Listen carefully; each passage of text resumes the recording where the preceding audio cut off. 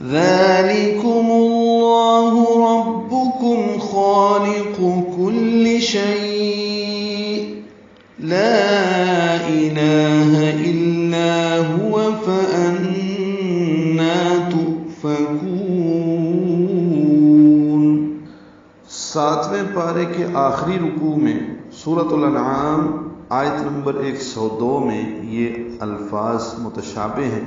وہاں پہ ذالکم اللہ ربکم لا الہ الا ہو خالق کل شیء ہے، جبکہ یہاں پہ ذالکم اللہ ربکم خالق کل شیء لا الہ الا ہو ہے، تو یہ متشابہ ہے۔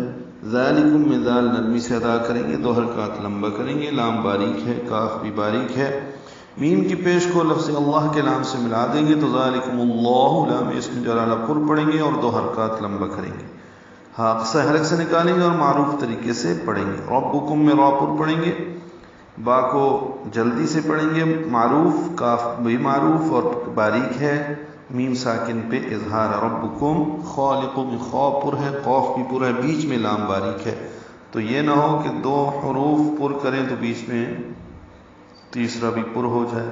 خالق تو کہنا غلط ہے، خالق کل شیء، کاف لام باریک ہے، شیء عینین ہے، اور یہاں پہ وقف ہے میم کا، بعض قرآن کریم میں اور بعض میں نہیں ہے۔ جہاں پہ وقف ہے تو کل شیء یہاں پہ رک جائیں، یا لین لین عارض سکون بن جائے گی، اب اس کو لمبا کریں گے اور حمزہ ساکن جھٹکے سے ادا ہوگا، خالق کل شیء۔ اور اگر ملانا ہو جہاں پہ میم لازم نہیں ہے تو پھر تنوین کے بعد لام آنے کی وجہ سے لام مشدد ہوگا، یہ ادغام ہوگا، ادغام کامل، تو کل شیء الا ہوگا۔ لا الہ الا ہو میں لا جیسے کلمے کے الفاظ ہیں، لا پہ مد منفصل ہے، الف مدہ کے بعد دوسرے کلمے میں حمزہ آنے کی وجہ سے۔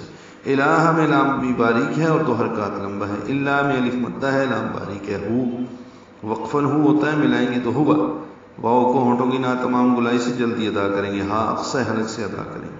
فَأَنَّا میں نون مشدد پہ غنہ ہے اور نون کو 2 حرکات لمبا کرنا ہے، فَأَنَّا تُؤْفَكُونَ، حمزہ ساکن جھٹکے سے ادا ہوگا، فا کو جلدی سے پڑھیں گے، کاف باریک ہے اور اس کو لمبا کریں گے، نون ساکن پہ اظہار ہوگا۔ وہی اللہ ہے جو تم سب کا رب ہے، ہر چیز کا خالق، اس کے سوا کوئی عبادت کا مستحق نہیں ہے، پس تم کہاں بھٹک رہے ہو؟